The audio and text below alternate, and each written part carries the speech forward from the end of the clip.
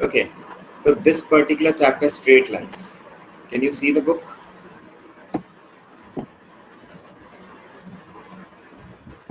Hello. हाँ दिख रहा है। हाँ, okay. ठीक है, तो देखो basically in this particular chapter what are we suppose to do. इस पर्टिकुलर चैप्टर में हमें स्ट्रेट लाइंस को बिल्कुल बेसिक से दिया हुआ है, ठीक है।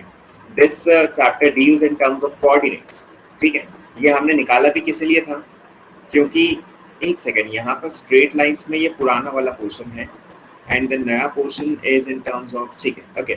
तो will go through this whole chapter, क्योंकि इसमें देखो बेसिकली जो तुम्हारा कोऑर्डिनेट सिस्टम वाला पोर्शन था, that particular part will also get revised and at the same time जो हमने उसमें स्ट्रेट लाइंस वाला पोर्शन छोड़ा था कि हम इसे स्पेशली अलग से करेंगे, वो भी हमारा इजीली सॉर्ट हो जाएगा, ठीक है। ओके, नाउ देखो अब यहाँ पर बेसिकली जैसे अगर हम स्टार्ट करें तो what exactly do we need to start. First of all देखो, एक सेकंड, जस्ट अ सेकंड, मैं जैम बोर्ड पे खोल लेता हूँ।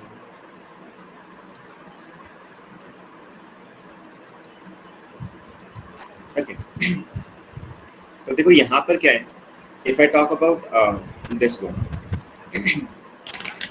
If I say that I am talking about straight lines, तो हम स्ट्रेट लाइंस को के रिप्रेजेंटेशन में या तो हम कह सकते हैं कि हम कोऑर्डिनेट्स के टर्म्स में बात कर रहे होंगे, ठीक है।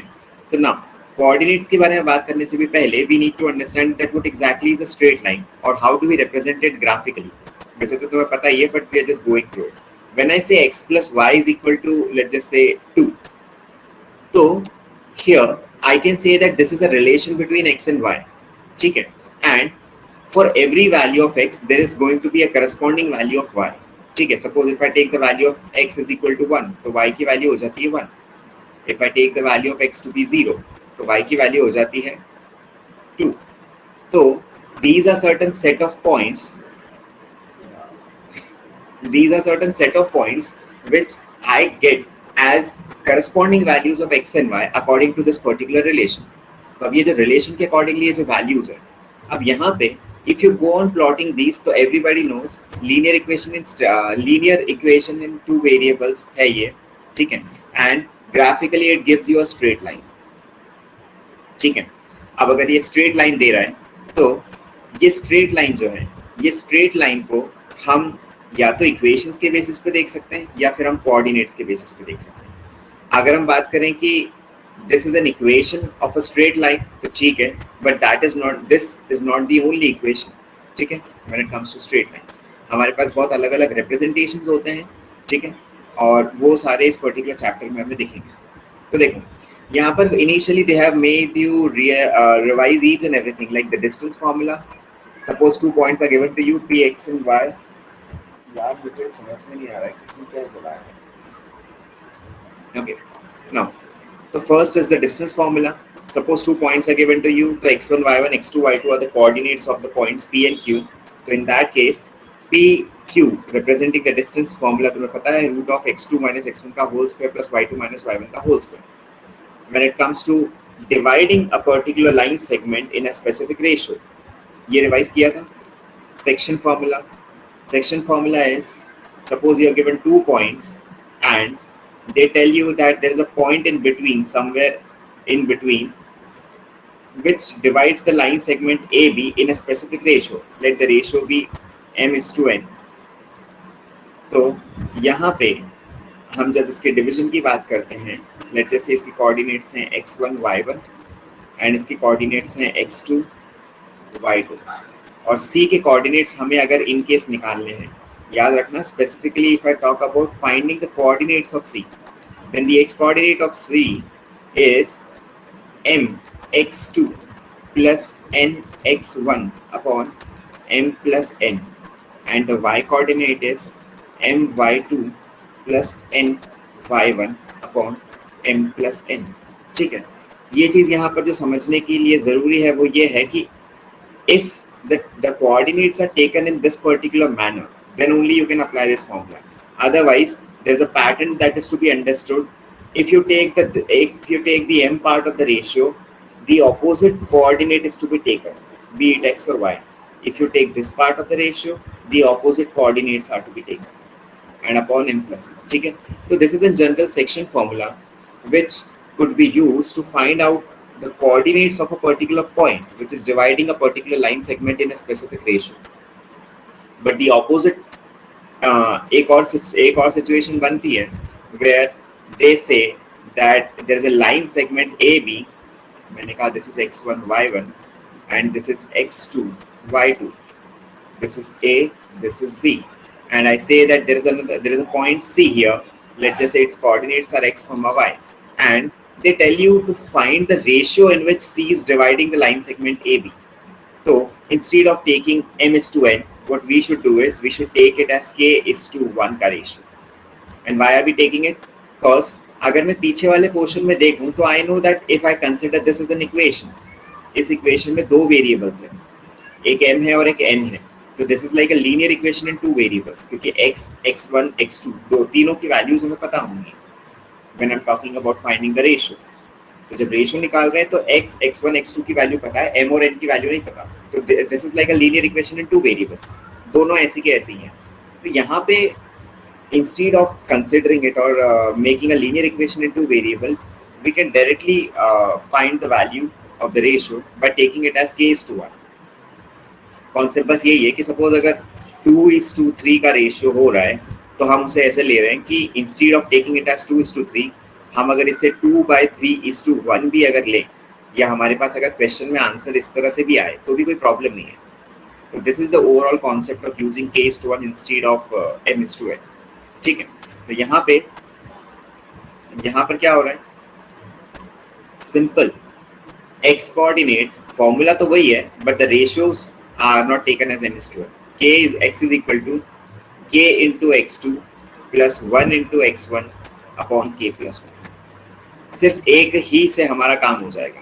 हमारा ऐसा नहीं है कि हम m is to n लेकर नहीं कर सकते, हम m is to n लेकर भी कर सकते हैं, but it's better to take k is to 1. वो रिलेटिवली इजी है, क्योंकि अगर मैंने यहाँ पर k is to 1 की जगह अगर m is to n लिया होता तो क्या होता कि यहाँ से एक linear equation in two variable बनती और फिर दोनों को फिर अलग से सॉल्व करो. एग्जैक्टली, यहाँ पर एक ही इक्वेशन में आपको k की वैल्यू मिल जाएगी, you can find the ratio k is to 1. फिर उसके बाद जाके सेक्शन फार्मूला से रिलेटेड एक और चीज होती है कि when c is the mid point, तो जब c मिड पॉइंट हो जाएगा तो इट्स वेल अंडरस्टूड कि c अगर मिड पॉइंट है तो रेशियो हो गया 1:1. ठीक है, तो मैं जो ये फॉर्मूला लिख रहा हूँ ये मुझे क्लियरली समझ में आता है. ये फॉर्मूला थोड़ा सा शॉर्ट में आ जाता है, that is 1 into x2 plus 1 y2 x1 sorry upon 1 plus 1, that is x1 plus x2 upon 2. Similarly y coordinate क्या हो जाएगा, y1 plus y2 upon 2. So this is called the midpoint formula, or you can say that this is a specific case of a special case of section formula. The confusion? Now, इसके बाद जाके section formula हो गया, distance formula हो गया, and the third is again area of triangle when the vertices of the triangle are given. तो ये भी हमें मालूम है कि ये सिंपल सा फॉर्मूला है, सिंपल सा तो नहीं है, थोड़ा सा ट्रिकी है. You need to understand कि इसमें what is the pattern. ठीक है, तो एक ही एंटी क्लॉकवाइज वाला पैटर्न हमें फॉलो करना है. तो just let's see this is let's just say x1 y1, this is x2 y2, and let's just say this is x3 y3. तो यहाँ पे if you talk about finding the area, हमें anti clockwise चलना है. ठीक है, तो suppose if I start from this vertex x1, तो मैंने कहा 1/2 into ये यहाँ पर साइन ऑफ मॉड दिया हुआ है. ठीक है, तो x1 into जब x1 लिया है तो I'll be taking the y2 minus y3 plus x2 if I'm taking this, तो ये हो जाएगा y exactly y3 minus y1 plus x3 into y1 minus y2 and the mod of this, half of this. ठीक है, तो this gives you the area.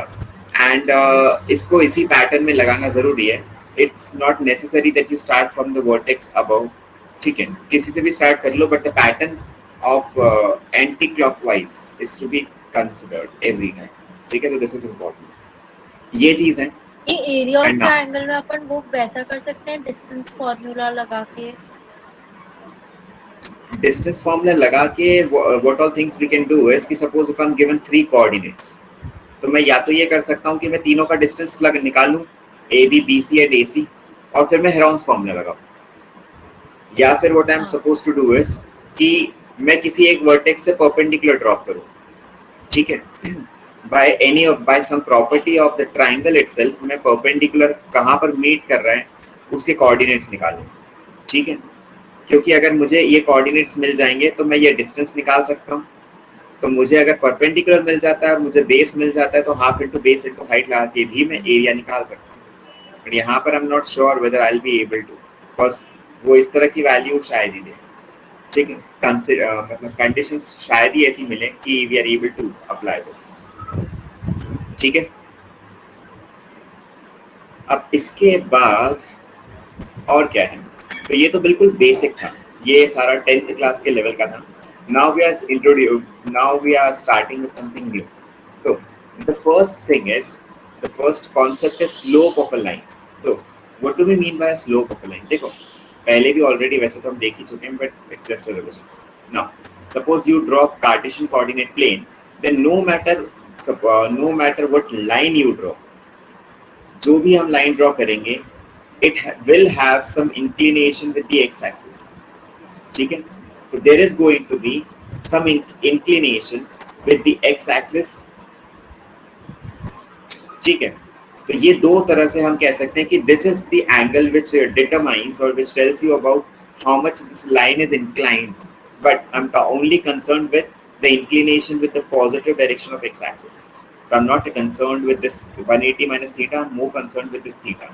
तो अब मुझे पता है सिंपल सी चीज है कि स्लोप ऑफ दिस लाइन, अगर मैं चाहूँ तो मैं इसे डिराइव भी कर सकता हूँ बहुत आसानी से। Slope of a line is represented as tan theta, ठीक है, और इसको रिप्रेजेंट हम m से करते हैं, तो m represents slope of a line, and अगर मैग्नीट्यूड वाइज देखें तो दिस इज रिप्रेजेंटेड बाय और it's value is tan theta, ठीक है।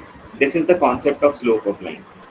Slope simply represents the gradient, or it is the tan of the angle which the line makes with the positive direction of x-axis, ठीक है। अब देखो यहाँ से हमारा स्टार्ट होता है बहुत सारी चीजें, जैसे देखो यहाँ पर इन्होंने बताया है the topic 10.2.1 slope of a line when coordinates of any two points are given। अब देखो थोड़ा सा इसका डेरिवेशन एक बार अगर तुम समझ लोगे तो इट्स लाइक हेल इजी, एक ही बार में वंस एंड फॉर ऑल खत्म करने लायक चीज है। जस्ट कैसा डायग्राम था, ठीक है। तो सपोज मैंने एक ऐसी लाइन ले ली, कहीं से भी जा रही हो, and I am saying that I have 2 to 3 points on this line, ठीक है। मैंने कहा मेरे पास ये पॉइंट है और मेरे पास ये पॉइंट है, लेट्स से मैंने कहा this is x1 y1 and this point is x2 y2। अब जरा ध्यान से समझना, हमने कहा था स्लोप का मतलब है tan थीटा, ठीक है। तो अगर मेरे पास दो पॉइंट्स हैं तो what I am doing is I am trying to make a right angle triangle by these two points, ठीक है। तो this angle is 90 degree, I have somehow made a right angle triangle. अब जरा समझो, can I say this distance is x1 and this distance is y1, यहां से लेके यहां तक ये ऐसे में डॉटेड में और एक्सटेंड कर देता हूं, तो ये है x2 और इसको और आगे बढ़ा के ये जो है ये है y2। क्या कोई confusion? I can not see you, तो यू विल हैव टू। आवाज आ रही है? Because I am actually sharing the screen, तो दिस पर्टिकुलर द यूआई जो है इसका वो मुझे नहीं दिखता है, तो I am on to either the book और द व्हाइट बोर्ड, तो तुम थोड़ा सा बोलते रहो, ठीक है। अब यहाँ पे क्योंकि मुझे tan थीटा निकालना है, and I know that tan theta का मतलब होता है परपेंडिकुलर अपॉन बेस, तो किसी एंगल में, क्योंकि अगर this angle is theta, the angle which the line is making with the positive direction of X axis, तो यहाँ पर भी एंगल थीटा ही बन रहे हैं, तो यहाँ पर हम concern with this base and this perpendicular. तो what I am doing is, मुझे मालूम है ये पूरा y2 है और ये y1 है, तो मैं कह रहा हूँ this is y2 minus y1 and this portion, क्योंकि ये पूरा x2 है और ये वाला पोर्शन है, हाँ, तो this becomes x2 minus x1। अब tan थीटा होता है परपेंडिकुलर अपॉन बेस, तो मैंने कहा tan theta that is equal to slope represented by m is equal to perpendicular is y2 minus y1 upon x2 minus x1। तो ये हो जाती है स्लोप की वैल्यू, ठीक है। स्लोप ऑफ अ लाइन, समझ में आ रहा है कैसे डिराइव किया है? Slope of a line is given by y2 minus y1 upon x2 minus x1। ये होता है कॉन्सेप्ट, एंड इसको हम slope 2 point form of a line भी बोल सकते हैं, क्योंकि देखो अगर मुझे स्लोप की डेफिनेशन मतलब स्लोप का फॉर्मूला पता है that m is equal to y2 minus y1 upon x2 minus x1, तो ये x2 minus x1 को मैं अगर पूरा m के साइड ले जाऊं तो that gives you y2 minus y1 is equal to m x2 minus x1। now this could be taken as an equation, or it is actually taken as an equation of a line in terms of its slope and coordinates of any 2 points on the line। क्योंकि जरा सोचो, अगर ये 2 points नहीं होते and let जैसे ये और ये पॉइंट होता तो भी क्या दिक्कत थी, यहाँ पर मैं एक राइट एंगल ट्रायंगल बना लेता। तो no matter which points of the line we're talking about, the coordinates and the slope have this particular relation that m is equal to y2 minus y1 upon x2 minus x1, and हम इसे rearrange करके y2 minus y1 is equal to m x2 minus x1, ये हम formula use कर सकते हैं in case we needed. This is, अब देखो ये भी एक लाइन रिप्रेजेंट कर रहा है, ठीक है, समझ में आ रहा है? This is also representing a line.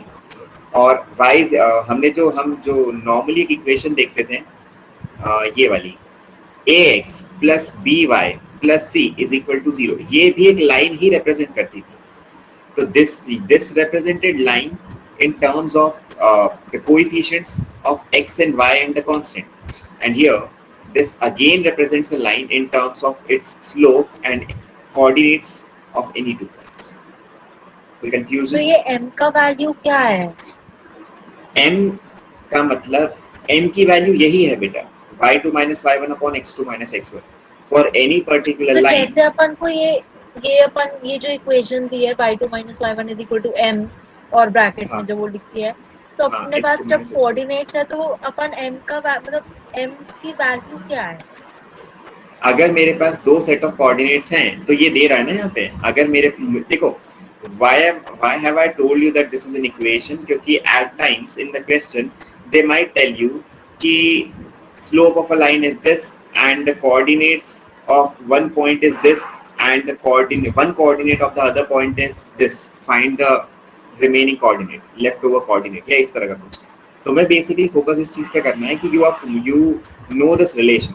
Suppose मैंने जैसे हम एग्जांपल ले लें, मैंने कहा कि एक लाइन है जिस पर 2 पॉइंट्स हैं, लेट जैसे एक पॉइंट है ए और इसका क्या है, लेट जैसे दिस इज 4,3 एंड मैंने कहा दूसरा पॉइंट है एक बी, ठीक है, और इसके कोऑर्डिनेट्स लेट जैसे मैंने कहा 2,1 and they tell you to find the slope of this line. तो मैंने कहा slope n is equal to y2 minus y1, तुम जिसे y2 लेना चाहो ले लो, कोई दिक्कत नहीं। तो मैंने कहा 3 minus 1 upon 4 minus 2, that gives you 2 by 2, that is 1।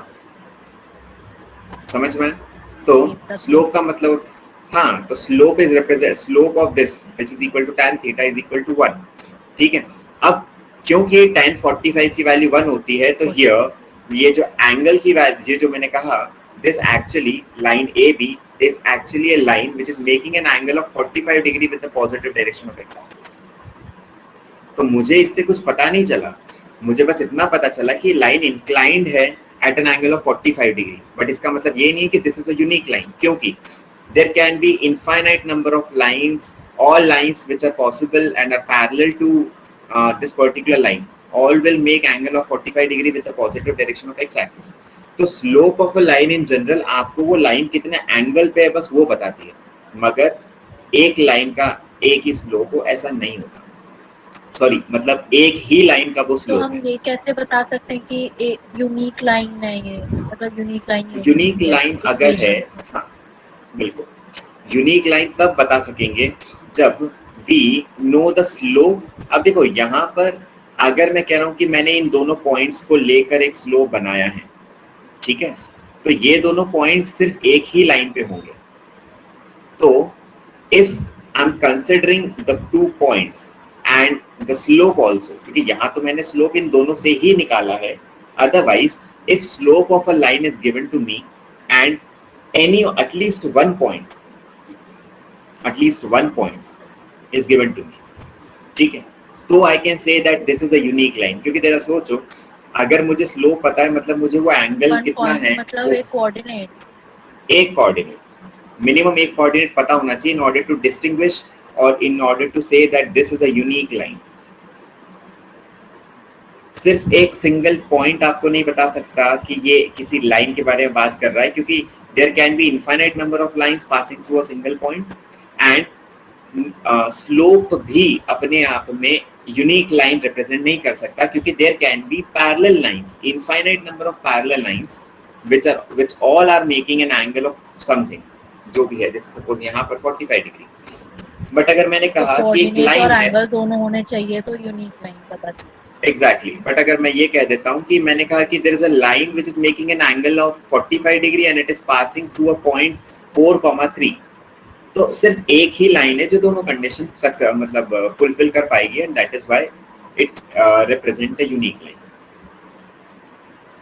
ठीक है ना। इसका एप्लीकेशन हम देखेंगे, कोई दिक्कत नहीं। तो अब ये वही है ना कि या तो यूनिक है या तो इनफाइनाइट है, there is nothing in between, कि ऐसा नहीं है कि एक ही दो लाइन होगी या 3 लाइन ऐसा। एग्जैक्टली, जैसे देखो अगर मैं इस डायग्राम को भी देखूं, दिस 10.3 वाला डायग्राम, तो let's just say this point is P and this point is L, तो मैं अगर सिर्फ लाइन सेगमेंट PL लूं, तो PL का जो जो होगा स्लोप वो वही होगा जो OP का होगा या जो OL का होगा, या आगे एक्सटेंड करें तो और भी, ठीक है। सेकेंड चीज, उसके बाद जाके इफ आई से, तो मुझे समझ में आ रहा है कि बट यहाँ पर मैं जितनी भी चाहे पैरेलल लाइंस ड्रॉ कर दूं, लाइंस पैरेलल टू POL या मतलब OPL, all the lines will have the same slope. But अगर मैंने एक भी पॉइंट वहां पर मेंशन कर दिया कि it is also passing through P x1, y1, तो वो जो पैरेलल लाइंस है वो P पॉइंट से पास नहीं कर पाएंगी इफ दे आर पैरेलल, तो वहां पर यूनिकनेस आ जाती है। और ये तो हम ऐसे ही in general, we are not concerned with the questions and we are generally discussing structure, that is why the certain questions are getting raised. Otherwise questions जो आते हैं वो बहुत जो हम डिस्कस कर रहे हैं उससे काफी अलग होते हैं, तो ऐसा कोई कंडीशन की जरूरत नहीं पड़ती, ठीक है। केस 1 उन्होंने कहा, अगर दो स्पेसिफिक पॉइंट्स दे दिए हैं तो भी Okay. वो तो यूनिक लाइन ही होगी ना। तो भी वो बिल्कुल यूनिक लाइन ही होगी, क्योंकि there can be only one line passing through 2 points, one unique line. It could be line segment, part of the line, but otherwise तो वो एक यूनिक लाइन ही होगी। 2 पॉइंट्स दिए होते हैं, मैं वही कह रहा हूँ, अभी you will find a number of equations representing a line depending on what is given to you. ये तो हमने सिर्फ एक चीज पढ़ी कि स्लोप क्या होता है, और हमने स्लोप को क्या, what is the concept of slope and why we use it, बस, और कुछ भी नहीं। बाकी अभी तुम्हें बहुत अलग अलग तरह के मिलेंगे, ठीक है, इसमें कोई कंफ्यूजन? Okay, no. अब देखो स्लोप ऑफ अ लाइन के बारे में यहाँ पर केस 1 उन्होंने दिया था when the angle is acute, क्योंकि line can not always make an acute angle with the positive direction of x-axis, it can also make an obtuse angle। हमारे डेरिवेशन में कोई फर्क नहीं पड़ेगा, ठीक है, हमारे डेरिवेशन में कोई फर्क नहीं पड़ेगा, इट्स जस्ट दैट यहाँ पे ये सिर्फ एक चीज समझाने की है कि basically if you talk about theta, तो क्योंकि यहाँ पर क्या होगा समझना, if the angle is obtuse, मैं कहूँगा मेरे पास एक ये पॉइंट है और एक ये पॉइंट है P और Q, तो मैं अगर ये निकालूंगा व्हाट QM, तो QM represents the perpendicular and MP represents the base, तो this upon this हो जाएगा 180 माइनस थीटा पे, क्योंकि if this is थीटा तो उसका जो ये लीनियर पेयर वाला एंगल है वो थीटा हो जाएगा, सॉरी 180 माइनस थीटा हो जाएगा, and this angle corresponds to 180 degree minus theta जो यहाँ दिया हुआ, मगर 180 डिग्री माइनस थीटा जो रहेगा वो tan थीटा ही रहता है, तुमने ट्रिग्नोमेट्रिक फंक्शंस वाला ट्रिग्नोमेट्री तुमने पढ़ा है अच्छे से, अभी नहीं पढ़ा है? थोड़ा बहुत। ओके, तो बस एक चीज याद रखना, कन्वर्जन्स जब होते हैं एंगल्स पे तो 90 डिग्री जब होता है, 90 डिग्री प्लस और 90 डिग्री माइनस जब होता है तो फंक्शन चेंज होता है, 180 डिग्री पे फंक्शन चेंज नहीं होता, ठीक है। कन्वर्जन के कुछ रूल्स होते हैं, वो कोऑर्डिनेट्स के बेसिस पे होते हैं। तो after this we might start with trigonometry, तो वहाँ पे मैं तुम्हें थोड़ा सा प्रॉपर्ली बताऊंगा चीज़, या हम एटलीस्ट 11th क्लास के लेवल का ट्रिग्नोमेट्री जरूर कर लेंगे, तो you will be able to manage the questions, ठीक है। केस 2 समझ में आया? केस 2 इसीलिए बनाए उन्होंने जब उन्होंने ये कहा कि angle could be acute and angle could be obtuse, बस ना। अब उसके बाद जाके देखो, next topic is condition for parallelism and perpendicularity in terms of their slopes. तो ऑब्वियस सी चीज है, जैसे मैंने अभी कहा, अगर लाइंस पैरेलल हैं तो उनका स्लोप इक्वल होगा, इसमें तो कोई कंफ्यूजन होना ही नहीं चाहिए। If the two lines are equal then they are parallel then their slopes are equal, ठीक है। सेकंड क्या होता है? सेकंड परपेंडिकुलरिटी पे आ जाता है। जैसे suppose the two lines, can you see the diagram figure 10.5? यहीं से मैं तुम्हें सिंपल वे में बता देता हूँ। देखो क्या होता है कि suppose if this is line L1, this is line L1 and this is line L2 and they have an angle of 90 degree between them। तो क्या हो रहा है, इसका नीचे जो ये जो नीचे ट्रायंगल बन रहा है, दिस O, ये 90 डिग्री वाला vertex and this point of beta, है ना। तो ये अंदर वाला जो ट्रायंगल बन रहा है, इसमें ये वाला जो एंगल है ये भी कितना होगा? 90 degree. Getting it? Vertically opposite angle से ये 90 डिग्री हो जाएगा, है ना। नाउ अगर ये एंगल बीटा है तो इसका लीनियर पेयर हो जाएगा 180। देखो यार मैं करके बता दूं, छोड़। देखो सपोज हमने कहा कि there is a line like this and there is a line like this and let's just say they make an angle of theta, sorry 90 degree with each other। ये लाइन L1 है, ये line L2 है। अब जरा समझो, suppose मैंने कहा this angle is alpha and this angle is beta, the angles which the lines are making with the positive direction of x-axis। तो ये 90 है तो वर्टिकली अपोजिट से ये भी 90 हो जाएगा। एंड ये वाले की अगर मैं बात करूं तो since this angle is beta, this becomes 180 minus beta. अब ये समझो कि क्योंकि since this forms a triangle तो alpha plus 180 minus beta should be equal to 90 degree, क्योंकि ऊपर वाला तो ऑलरेडी 90 है। तो मैंने कहा alpha plus 180 degree minus beta is equal to 90 degree, ठीक है।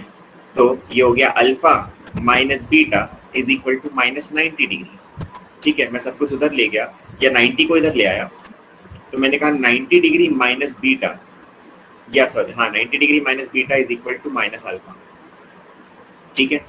या फिर अगर मैं चेंज करना चाहूँ तो whichever way I want change, मैंने जैसे कहा 90 degree minus alpha is equal to beta, या 90 degree plus alpha is equal to beta.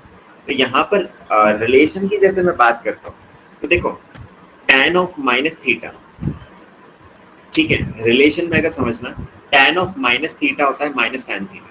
एक चीज समझना, this relation is not alpha plus beta is equal to 90 degree, ये ऐसा नहीं है ना। ये है alpha minus beta is minus 90, और यू कैन से दैट जैसे यहाँ पर alpha minus alpha plus 90 plus beta is 0, ठीक है। तो ये ऐसा रिलेशन नहीं है, और ये ऐसा रिलेशन है या नहीं है मैं क्यों बता रहा था, क्योंकि एक सिंपल वे में जो कॉम्प्लीमेंट्री एंगल्स की एक आइडेंटिटी होती है जो बच्चे 10th क्लास में भी सीखते हैं, वो होती है कि tan 90 degree minus theta is cot theta, ठीक है। तो जब दो एंगल्स कॉम्प्लीमेंट्री होते हैं तो इस तरह का हमारे पास एक रिलेशन आ जाता है। This is N relation between two trigonometric functions, ठीक है। यहाँ पर वो रिलेशन यूज नहीं हो रहा है, but I can say that tan 90 minus beta, ये मैं यहाँ से ले रहा हूँ, ठीक है, is equal to tan of minus alpha, ठीक है। अब ये एक चीज समझना, यहाँ पे एक चीज समझना कि यहाँ पे tan 90 माइनस थीटा हो जाता है cot थीटा, तो ये हो जाएगा cot बीटा, और tan ऑफ माइनस थीटा होता है माइनस tan थीटा, ठीक है। तो यहाँ पर ये रिलेशंस, मतलब बेसिकली हमें डेरिवेशन में ज्यादा जाना नहीं है, मैं तुम्हें ज्यादा डेरिवेशन में ना उलझाते हुए यहाँ से देख सकते हो। Beta is equal to tan of alpha plus 90, तुम यहाँ पे भी चाहो तो देख सकते हो, ये एंगल 90 डिग्री है, यहाँ से देखो। क्या मैं एक्सटीरियर एंगल प्रॉपर्टी से भी डायरेक्टली बोल सकता हूँ कि दिस इज बीटा, तो exterior angle is equal to sum of two interior opposite angles 90 plus alpha, beta is equal to 90 plus alpha. ठीक है, उन्होंने दोनों साइड tan लगा दिया, cot लगा दिया, नहीं tan लगा दिया, तो tan beta is equal to tan of alpha plus 90 degree या 90 डिग्री प्लस अल्फा। ठीक है, तो यहाँ पे tan 90 प्लस अल्फा होता है माइनस कॉट अल्फा। अब ये तुम्हें फिर से वही बात है कि हमें वापस से जाना पड़ेगा थोड़ा सा ट्रिग्नोमेट्रिक फंक्शंस में, जहाँ पर हमें देखना पड़ेगा। देखो यहाँ पर क्या तुम्हें वो क्वाड्रेंट्स पता है? थोड़ा सा देख ही लो। चलो पहला concept, hello can you hear me? हाँ, पहली चीज तो ये क्वाड्रेंट्स की नेमिंग होती है एंटी क्लॉकवाइज, ये तो सभी को पता रहता है। क्वाड्रेंट्स होते हैं 0 से लेके 90 डिग्री, फिर 90 डिग्री से लेके 180 डिग्री, फिर उसके बाद जाके 270 degree, and then this 0 is equivalent to 360 degree. जब भी हम बात करते हैं फर्स्ट क्वाड्रेंट की, तो फर्स्ट क्वाड्रेंट में सारे ट्रिग्नोमेट्रिक फंक्शंस पॉजिटिव होते हैं, ये शायद मैंने बताया होगा तुम्हें पहले। सेकंड क्वाड्रेंट में, हाँ सेकंड क्वाड्रेंट में साइन और कोसेक पॉजिटिव होंगे, साइन पॉजिटिव मतलब कोसेक पॉजिटिव, ठीक है, तो कोसेक एंड साइन पॉजिटिव होते हैं। और यहाँ पर क्या होता है, यहाँ पर tan पॉजिटिव होता है और cot पॉजिटिव होता है, यहाँ पर cos और sec पॉजिटिव हो जाएगा। ठीक है, तो ये एक कॉन्सेप्ट होता है जो हमें समझना चाहिए। ठीक है, वैसे तो हम इसे बहुत इजीली अगर चाहें तो मतलब ऐसे खुद से भी डिराइव कर सकते हैं, it's not a big deal. Second चीज ये है कि जब भी आप किसी एंगल को 90 डिग्री प्लस पे ले जाते हैं, ठीक है, जैसे यहाँ पर हमने क्या किया था अभी पिछली वाली स्लाइड में अगर हम देखें तो हमने कहा था बीटा इज 90 प्लस अल्फा। तो अगर मैं कह रहा हूँ बीटा अगर कोई एंगल है, अरे बीटा अगर कोई एंगल है अगर इस क्वाड्रेंट में which is equal to 90 degree plus, तो मतलब वो फर्स्ट क्वाड्रेंट से जंप करके सेकंड क्वाड्रेंट में चले जाएगा, और सेकंड क्वाड्रेंट में सिर्फ साइन और कोसेक पॉजिटिव होता है, तो tan तो नेगेटिव होगा। ठीक है, दैट इज व्हाई जब यहाँ पर उन्होंने कन्वर्जन किया तो उन्होंने देखो tan अल्फा प्लस 90 तो लिखा tan बीटा को, बट इसे ये 90 डिग्री पर फंक्शन चेंज होता है, इसीलिए tan की जगह cot हो गया और अल्फा का अल्फा रहा मगर पॉजिटिव की जगह नेगेटिव साइन आ गया। क्यों? क्योंकि alpha plus 90 degree goes into the second quadrant where tan is negative, तो tan cot में चेंज हो गया है बिकॉज ऑफ 90 डिग्री, और नेगेटिव साइन आ गया है क्योंकि tan is negative in the second quadrant. समझ में? और cot अल्फा को हम लिख सकते हैं माइनस में, cot अल्फा को हम लिख सकते हैं 1 अपॉन tan अल्फा, तो that gives you 1 upon tan alpha. ठीक है, बट माइनस में। और यहाँ पे अब यहाँ पर इसीलिए tan beta represented m2, tan beta से हमने स्टार्ट किया था, tan beta is equal to tan of this, तो tan बीटा की value is the slope of the second line that is m2 and that is equal to minus 1 upon tan alpha represents slope of the first line which is m1, तो m2 is equal to minus 1 upon m1 हो गया, m1 into m2 becomes minus 1, so this becomes the relation between the two lines which are perpendicular to each other, m1 into m2 is equal to minus 1, and the only concepts that are used for this are the trigonometric functions and how the functions change when they are represented in terms of 90 plus something or 90 minus something। क्या ये समझ में आता है 90 plus पे function change क्यों होता है और 180 पर क्यों चेंज नहीं होता? ठीक, सपोज मैंने यहीं पर एक पॉइंट ले लिया और एक ऐसा ट्रायंगल बना दिया। अब सपोज ये एक एंगल है, ठीक है, अब इसे तुम फर्स्ट क्वाड्रेंट में देख रहे हो, दिस एंगल इज थीटा। ठीक है, अब जरा सोचो यही के यही अगर यहाँ पर ये बेस हो गया है और ये परपेंडिकुलर हो गया, but if you talk about any angle which is greater than this, इसमें 90 और ऐड कर दिया, तो 90 और ऐड करने पर वो कैसा जाएगा? वैसे तो हमें ऐसा नहीं लेना चाहिए, ऐसे मत लो, रुको थोड़ा सा कंफ्यूजन होगा तुम्हें डायग्राम में, ऐसा ले लो, जैसे मैंने कहा मैं ऐसे ले रहा हूँ एक ट्राइंगल को, इधर से क्या तुम्हें 90 ऐड करना इजी समझ में आएगा। सपोज मैंने कहा ये एंगल थीटा है, तो मैंने कहा this is the base and this is the perpendicular for the triangle, but जब मैं इसमें 90 ऐड करता हूँ तो ये एंगल में, ये इसमें अगर 90 ऐड हुआ तो ये ऐसे इंक्रीज होके उधर जाएगा। तो मैंने कहा ये यहाँ पर कुछ ऐसा बन जाएगा, ये 90 डिग्री और ऐड हो गया इस थीटा में। क्या ये समझ में आया व्हाट हैव आई डन? पहले ये बेस है, positive direction of X axis से एंगल ऐसा बन रहा था, तो जब वो यहाँ तक पहुंचा तो this gives you N angle of theta, और 90 प्लस थीटा का मतलब हो गया 90 इसमें और ऐड हो गया, तो ये इतना एंगल तो ऑलरेडी थीटा है, और इसके ऊपर 90 डिग्री और अगर मैं बना दूं तो दैट गिव्स यू इतना पूरा एंगल एज 90 प्लस थीटा। कोई कंफ्यूजन? हाँ, अब देखो यहाँ पर क्या होगा, सबसे बड़ी चीज समझने की, if I talk about this triangle, तो सेकंड क्वाड्रेंट में जैसे ये गया, अब इसी को समझो, एंगल यहाँ बन रहा है, तो बेस यहाँ होगा ना, जो पहले परपेंडिकुलर था वो अब बेस हो चुका है, समझ रहे हो? जो पहले परपेंडिकुलर था वो बेस हो चुका है, और जो पहले बेस था ऑन दिस लाइन वो अब परपेंडिकुलर बनेगा। तो 90 डिग्री पर क्या होता है, जैसे नॉर्मली एक ट्रिग्नोमेट्रिक उसमें जब मैंने तुम्हें बेसिक्स ऑफ ट्रिग्नोमेट्री भी बताया था, तब भी हमने देखा था कि एक ये एंगल 90 डिग्री है, ये एंगल थीटा है, तो दिस इज 90 माइनस थीटा। तो जब हम थीटा के हिसाब से देखते हैं तो ये हो जाता है बेस और ये हो जाता है परपेंडिकुलर, मगर जब मैं 90 माइनस थीटा के हिसाब से देखूं तो बेस चेंज हो जाता है ना, base changes into perpendicular and perpendicular changes into base. और यहाँ पर अगर आप बेस की जगह परपेंडिकुलर लिख दो या परपेंडिकुलर की जगह बेस लिख दो तो फंक्शंस चेंज हो जाते हैं, and that is why functions gets changed when 90 degree plus में कोई एंगल आता है, तो beta is equal to 90 plus alpha अगर हमने रिप्रेजेंट किया तो। क्या ये समझ में आया? Why these changes, why are these changes there? ठीक है।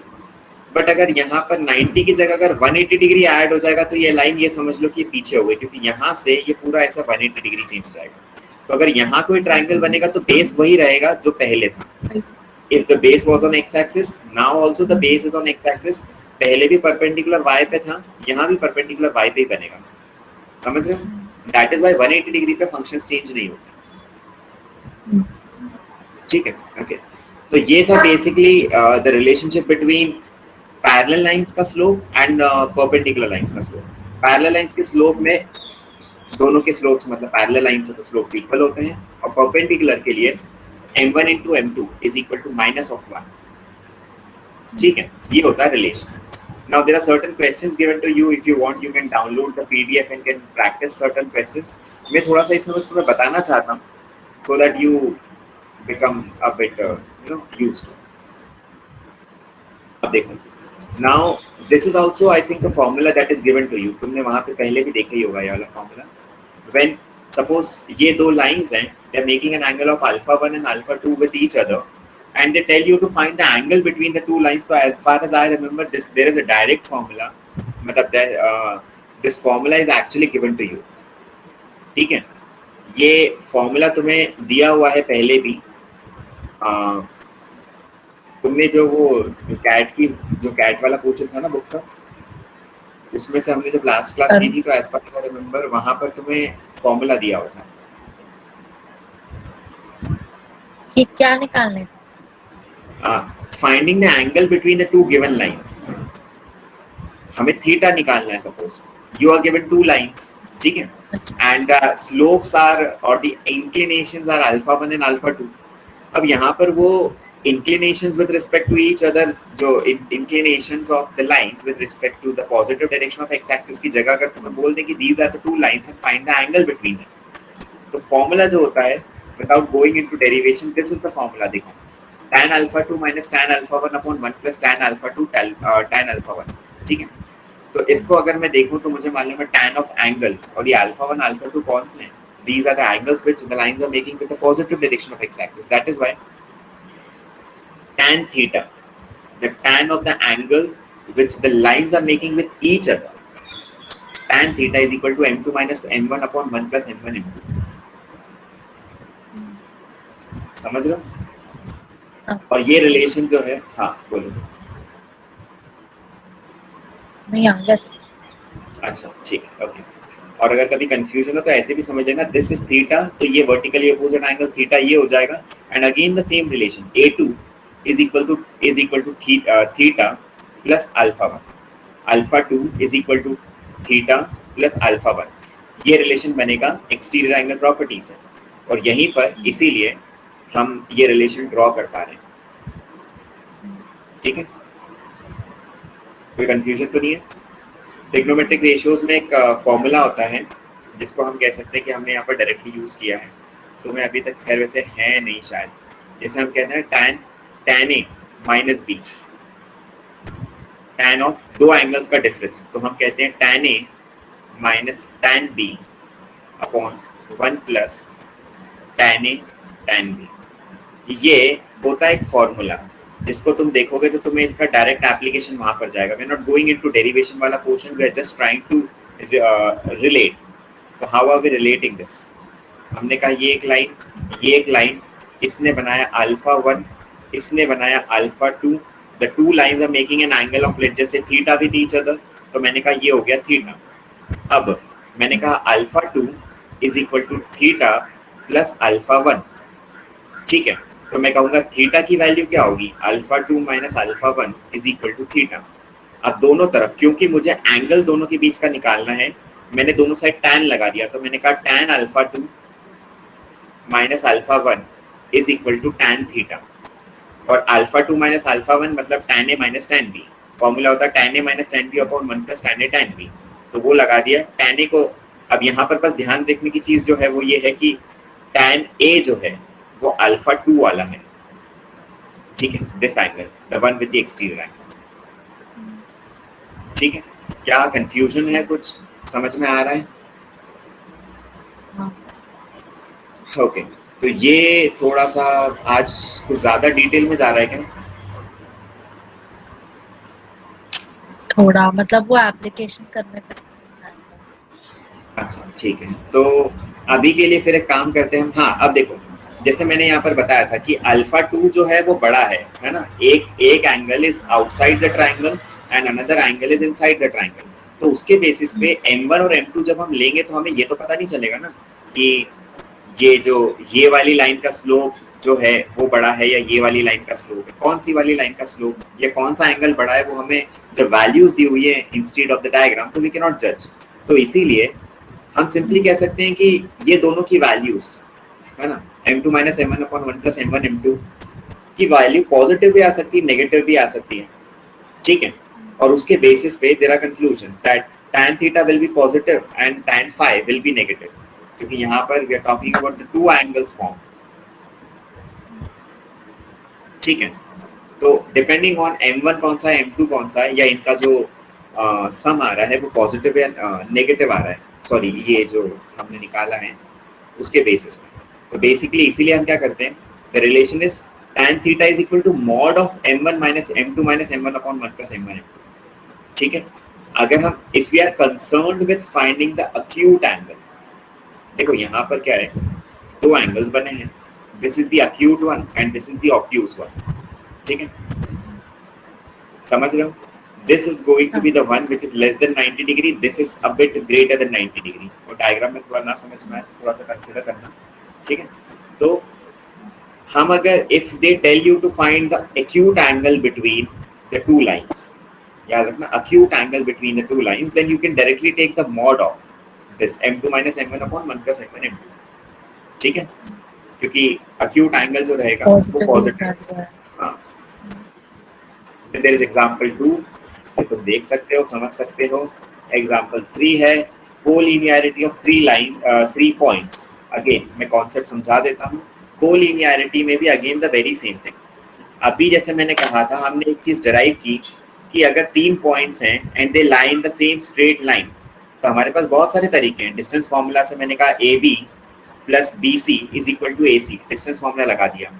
हम स्लोप के हिसाब से देखें तो मैं कहूंगा कि यार if they are in the same straight line, तो AB बोलूं या BC बोलूं या AC बोलूं, this is just one line. और अगर एक ही लाइन है तो स्लोप सेम होगा।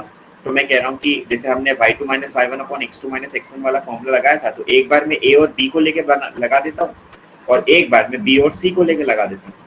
अगर दोनों का स्लोप सेम आया, y2 minus y1 upon x2 minus x1 AB के केस में और BC के केस में, दोनों में सेम आया, तो I can say that this is a straight line, otherwise वो नहीं है। यहाँ पर अब देखो उसके बाद जाके various forms of equation of a line, अब देखो ये 10th equation of a class की लाइन, बुक है 11th क्लास की है? ये 11th क्लास की बुक है, 11th क्लास की बुक है, ठीक है। तो क्या इसमें जो चैप्टर है हमारे ये? पास ये है चैप्टर नंबर 10 स्ट्रेट लाइंस, ठीक है। अब देखो यहाँ पे, एक सेकंड में फिर से जैम बोर्ड निकाल लूँ।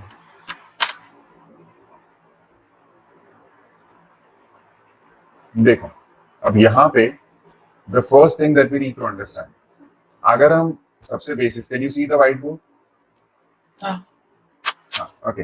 अब देखो यहाँ पर क्या होता है कि इफ आई से कि I am talking about Cartesian coordinate plane, तो in the Cartesian coordinate plane I know कि मुझे,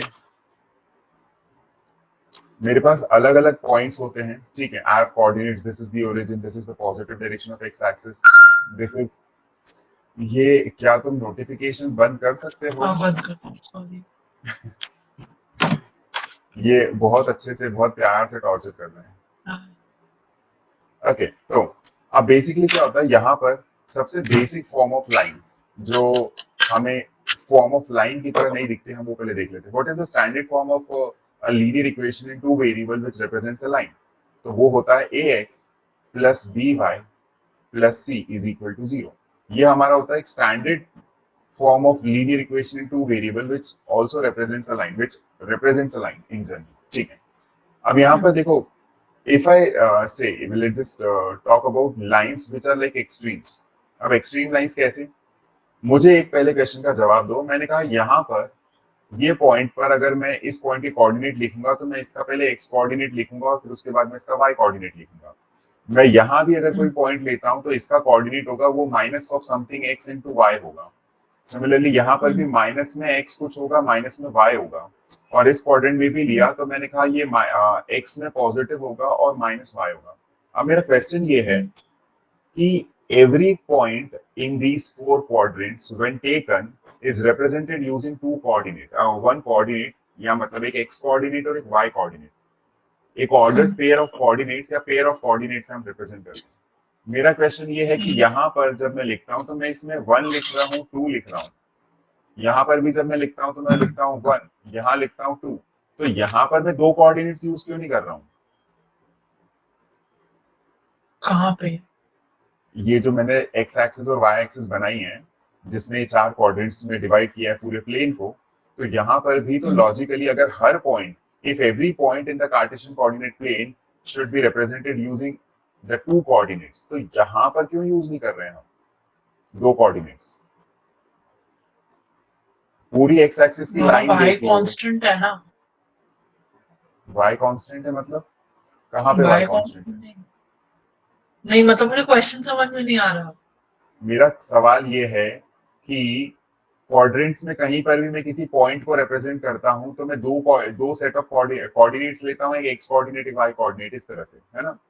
बट जब मैं एक लाइन पर एक पॉइंट लेता हूं, सपोज मैंने कहा ये point, the more highlighted point on the negative x axis, तो इसको अगर इसकी जब मैं बात कर रहा हूं तो इसमें तो फिर मैं इसे तो लिखूंगा उधर कि वाई जैसे जीरो है ना? हाँ, तो यही तो मैं इतनी देर से पूछ रहा था। ठीक है, ओके। तो अब जैसे मुझे समझ में आता है कि what and this itself is the definition of X axis. अगर मैं पूछूं what is the definition of X axis, तो set of points where Y coordinate is 0। X axis को हम लिखेंगे set of points where Y coordinate is 0। Similarly X axis, Y axis क्या हो जाएगी? It is a set of points या collection of points where X coordinate is 0। ठीक है, अब देखें, तो अब इसी कॉन्सेप्ट को ध्यान में रखते हुए if I draw again a Cartesian coordinate plane जो थोड़ा सा इंक्लाइंड है, अब इसमें if I talk about drawing a line which is parallel to x axis, तो will I say वो मतलब will this be a linear equation, will this be represented by a linear equation in two variables?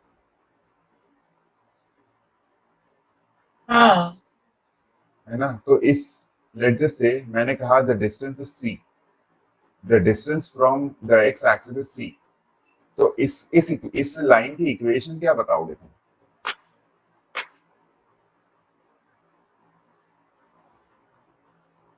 what could be the equation of the line which is parallel to x axis and is at a distance of c above the x axis? Standard equation नहीं लेंगे? तो standard equation में हमें कुछ तो value put करनी पड़ेगी ना। अगर ऐसे तो, क्योंकि मैं अगर लिखता हूँ ax plus by plus c is equal to 0, तो ये c का वैल्यू, ये c का मतलब क्या होता है? You cannot say that this c is equal to this c. मतलब इन जनरल अगर there is a line parallel to x axis तो उसकी इक्वेशन क्या होगी? क्या बी तुम और इन सी जनरल इक्वल हो गए ना, क्योंकि जितना y है उतना ही c है इधर। ओके, तो देखो, don't get confuse, simple way में बता देता हूँ। Equation of this line is y is equal to c. ठीक है, कोई कंफ्यूजन? नहीं, क्योंकि since for every point the value of x could be anything and anything and y is everything. constant। हाँ, x की वैल्यू तो कुछ भी हो सकती है क्योंकि it is complete, it line parallel to x axis, तो उसकी वैल्यू माइनस में सारी, प्लस में सारी, जीरो, x की सारी वैल्यूज होगी, but y is something which is constant and it's value is c. That is why it's a line parallel to x axis, and the equation of a line parallel to x axis is y is equal to constant. It could be anything. Similarly, अगर जैसे मैंने कहा y is equal to constant में अगर line parallel यहाँ होती तो मैं यहाँ लिख देता y is equal to minus c. ये अगर c डिस्टेंस होता नीचे तो. Similarly, if I talk about a line which is parallel to y axis, तो क्या कहोगे? x is equal Obviously, to c। x is equal to c हो जाएगा if this distance is represented as c. या यहाँ पर भी draw कर सकते हैं, I can say that this, if this distance is c, इसको पहले लिख देते वरना बाद में कंफ्यूजन होगा। ठीक है, तो यहाँ से लेफ्ट में ये इसके हिसाब से अगर मैं कहूँ तो this is x is equal to minus c. ठीक है, तो दिस इज लाइक द, ये सबसे पहले हमने क्यों देखा, क्योंकि देखो हमें यहाँ से समझ में आता है कि depending on specific conditions, depending on specificities, हम कह सकते हैं कि लाइंस का जो स्टैंडर्ड फॉर्म होता है ax plus by plus c, उसके अलावा भी अलग अलग तरीकों से हम रिप्रेजेंट कर सकते हैं लाइन को, विच आर सफिशिएंट. ठीक है, काफी होते हैं. अब जैसे यहाँ पर suppose if I tell you to find the equation of a line, the equation is given to you, x is equal to y, तो इसका ग्राफ कैसे बनाओगे तुम? तो वो तो उस पे आएगा ना, लाइंस पे। x is equal to नहीं. y. नहीं, हाँ, तो 1 और 1 और 2 और 2 ऐसा exactly. ऐसा ऐसा यहाँ से increasing ऐसे एग्जैक्टली 45 डिग्री पे लाइन होगी और यहाँ पर नीचे भी 45 डिग्री पे लाइन होगी. ठीक है, तो this is going to be a line which represents x is equal to y. Similarly अगर उन्होंने कहा होता x plus y is equal to 0, अब इसकी लाइन क्या होती?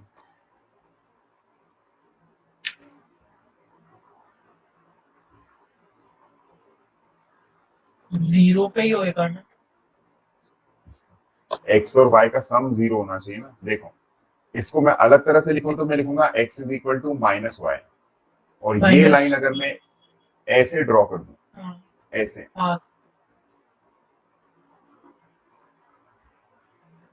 तो समझ में आया क्यों? क्योंकि यहाँ पर अगर x पॉजिटिव है तो y नेगेटिव है, और यहाँ पर y पॉजिटिव है तो x नेगेटिव है, तो they will cancel out each other और सम हमेशा 0 आएगा. तो these are like the general what you can say general equations for linear equations in two variables at specific situations, at specific conditions. ठीक है, यही चीजें यहाँ पर स्टार्टिंग में उन्होंने दी है, और यहाँ से उसके बाद जाके we can start with different forms of a line. जैसे देखो, first is given to you, this is point slow form of an equation. ठीक है, ये चीज वैसे मैं तुम्हें कल बता चुका हूँ, बट हम फिर से एक बार देख लेते हैं. सपोज मैंने कहा कि मेरे पास अगर एक कार्टेशियन कोऑर्डिनेट प्लेन है और यहाँ पर there is a line given to me जिस पर मुझे 2 पॉइंट्स पता है.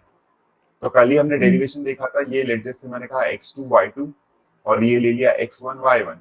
तो मैंने कहा कि स्लोप की डेफिनेशन होती है m is equal to y2 minus y1 upon x2 minus x1। ठीक है, अब ये x2 माइनस x1 को मैं इस साइड लेके आऊं तो मैंने कहा m into x2 minus x1 is equal to y2 minus y1. To be more precise, what you can do is you can multiply this if you want. ठीक है, अंदर m के अंदर, and x1 is equal to इस तरह से तुम इसको जिस भी तरह से रीअरेंज करना चाहो तुम कर सकते हो, एंड अभी हम चाहें तो हम ऐसे भी छोड़ सकते हैं। तो this gives you N equation of line, and how can you represent this, how can you से that this is a point slow form, point slope form. तो हम इसे पॉइंट स्लोप फॉर्म क्यों बोलते हैं? क्योंकि पहली चीज, if it contains A m तो मतलब दिस रिप्रेजेंट्स द स्लोप, और हम अगर एक जनरल स्टैंडर्ड इक्वेशन को देखें तो वो होती है ax plus by plus c is equal to 0। तो मतलब मैं सिंपल वे में ये कहूंगा, क्योंकि since this particular line is in the xy plane, तो at least one set of x and y coordinate should be there to represent this particular situation, है ना? क्योंकि अगर यहाँ से अगर इक्वेशन xy प्लेन में है तो ये इस तरह से बन रहा है, अगर मैंने कहा अगर ये yz प्लेन में होती तो ये ay plus bz plus c is equal to 0 उसका स्टैंडर्ड फॉर्म होता है। तो ये रिप्रेजेंट करता है कि ये yz प्लेन में है। सिमिलरली एक और हो सकता था az plus bx plus c is equal to 0, this represents that this is in the zx plane या xz प्लेन। तो यहाँ पर जब भी हम एक इक्वेशन लिखते हैं तो उसमें हमारे पास पहली चीज तो क्या होती है, एटलीस्ट एक बार वेरिएबल जरूर होता है जो प्लेन को रिप्रेजेंट करता है ना? तो यहाँ पर you can see that there are 2 points. ठीक है, अब यहाँ पर लेट जस्ट से मुझे एक पॉइंट की value in terms of its coordinates अगर दी हुई है, x2 x1 की x2 x2 y2 की वैल्यू अगर मुझे दी हुई है, तो x1 y1 can act as the standard variables x and y, and बाकी तो मेरा काम हो गया। एग्जांपल देख लेते हैं एक बार, तुम्हें समझ में आ जाएगा। जैसे मैंने कहा कि देयर इज अ लाइन जिसका स्लोप मैंने कहा m इज इक्वल टू दिया हुआ 3, ठीक है, एंड मैंने कहा कि इट पासेस थ्रू पॉइंट 1, 2। ठीक है, तो मैं पहले डायग्राम ड्रॉ कर लेता हूँ। हाइपोथेटिकली मैंने एक लाइन ड्रॉ कर ली और मैंने कहा कि let just say this is a line जिसका slope m is equal to 3 है, और मैंने कहा let just say this is a point, अब ये यहाँ पर मिलेगा तो नहीं मुझे, मगर मैंने कह दिया late just say this is 1, 2। ठीक है, तो अब यहाँ पर पॉइंट स्लोप फॉर्म हमें क्या बताते हैं? पॉइंट स्लोप फॉर्म से मैं इक्वेशन निकाल सकता हूँ। कैसे? मैंने इस लाइन पर कोई भी एक पॉइंट ले लिया और मैंने उसे ले लिया x, y। तो अब मैं यहाँ पर लिख सकता हूँ 3 that is the slope is equal to this y minus this y, that is y minus 2 upon x minus 1। इसको अगर तुम चाहो तो रीअरेंज करके लिख सकते हो 3x minus 3 is equal to y minus 2। सब कुछ इधर ले आए, 3x minus y minus 1 is equal to 0। Can you say this is an equation of a line in the xy plane? है ना? तो this is the point slope form। ठीक है, if you are given a point on the line and the slope of the line is known to you, you can find the equation। तो इस समय help क्या हो, मतलब हमने एक फॉर्म से दूसरे फॉर्म में ले आए तो वो कैसे हेल्प कर रहा है? हम एक फॉर्म से दूसरे फॉर्म में कहाँ लाए? मैंने कहा कि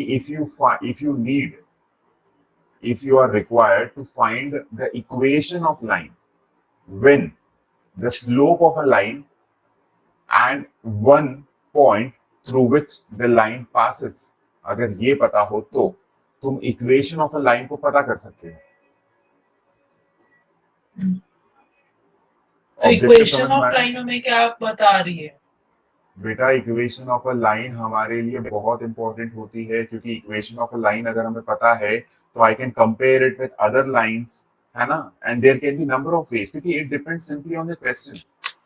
अगर हमारे पास एक इक्वेशन ऑफ अ लाइन है तो उससे मैं स्लोप निकाल लूं तो मेरा काम हो सकता है, और या फिर कोई सेट ऑफ कोऑर्डिनेट्स निकाल लूं तो मेरा काम हो सकता है। मगर अगर मेरे पास स्लोप और पॉइंट है, एक point through which the line is passing and the slope of the line, so I can actually find the equation of the line also। This is like a relation। Now it depends on the question how you are able to use it। अभी वो तो तुम्हें आगे questions में definitely मिलेगा। उसका tension छोड़ो, ठीक है। हाँ। और ना अब जरा देखो, तो उन्होंने ये यहाँ पर दिया हुआ है, देखो y minus y zero is equal to m x minus x zero. हमने जैसे x1 y1 x2 y2 points लिए थे, क्योंकि in the form of equation the equation can not equation is not represented in terms of x1 y1। अगर मैं इसे x1 y1 लेता तो दिक्कत हो जाती। दैट इज वाई हमने भी यहाँ पर लास्ट में x1 y1 x2 y2 की जगह x और y लिया था, because it simply represents the xy plane. तो यहाँ पर the equation becomes y minus y0 is equal to mx minus x0। हमने भी यही लिखा, बस LHS RHS की जगह और RHS LHS की जगह, ठीक है। अब देखो, जैसे एग्जांपल 7 एक बार तुम देखोगे तो you will get to know कि ओके क्या होता है। जैसे हमने कहा find the equation of a line which passes through point 2,3 -2,3 and the slope is -4। तो now you can use the point slope form and you can go through, ठीक है। तो ये बहुत सिंपल है। नाउ अब एक और है 2 पॉइंट फॉर्म। अब 2 पॉइंट फॉर्म भी अगर लॉजिकली देखा जाए तो बहुत इजी है। कैसे? देखो, अगर मैंने कहा कि एक लाइन है in the Cartesian coordinate plane और मैंने कहा कि इस पर मुझे 3 पॉइंट्स पता है, ठीक है। मैंने कहा this is x, y, this is x1, y1 and this is x2, y2। मतलब in a particular situation this point 2 point form, this is called 2 point form, क्योंकि if this point or the coordinates of this point will be used to represent the plane, so you have the other 2 points which will be used to find the equation of the line। Am I clear to you? शायद। Okay, मैंने कहा मेरे पास ये 3 points हैं। अगर if I know 3 points on a line, अगर मेरे पास 3 points हैं लाइन पे, तो मैं इन 3 पॉइंट्स को यूज करके इक्वेशन ऑफ अ लाइन बना सकता हूं, ठीक है। पर हमें इक्वेशन 3 ऑफ अ क्यों लाइन, चाहिए जब 2 से बन सकती है तो बेटा 2 पॉइंट में स्लोप भी तो चाहिए था। अच्छा, इससे पहले जो अभी हमने देखा था उसमें स्लोप स्लोप था था उसमें। हमारे पास, है ना। अभी नहीं है हमारे पास सिर्फ 3 पॉइंट्स हैं। हमने सिंपली कहा कि there are 3 collinear points and if you are told to find out the equation of the line, है ना, through those 3 collinear points, तो फिर तो उसके लिए तो यहाँ पर what I'm doing is, जैसे हमने कोलिनियरिटी का कॉन्सेप्ट यूज किया था वही कॉन्सेप्ट हम यहाँ यूज कर रहे हैं। Since they are lie on the same straight line, I will say that the slope, this is C B A। तो मैंने कहा CB लाइन का स्लोप हो जाएगा M represented by M, that is y1 minus y upon x1 minus x, and जो slope CB का है वही AC का भी है। तो मैंने कहा M is also equal to y2 minus y upon x2 minus x। दोनों स्लोप सेम हैं तो मैंने मल्टीप्लाई इक्वेट कर दिया, तो this becomes y minus y1 upon x1 minus x is equal to y2 minus y upon x2 minus x, ठीक है। तुम इसे रीअरेंज करना चाहो तो क्रॉस मल्टीप्लाई करके रीअरेंज करना कर सकते हो, but this was just to represent that you can also have a 2 point form. Eventually what we get as a 2 point form is y minus y1 is equal to x2 minus x1, sorry, y minus y1 is equal to y2 minus y1 upon x2 minus x1 into x minus x1। y minus y1 in numerator is equal to y2 minus y1 upon x2 minus x1 into x minus x1।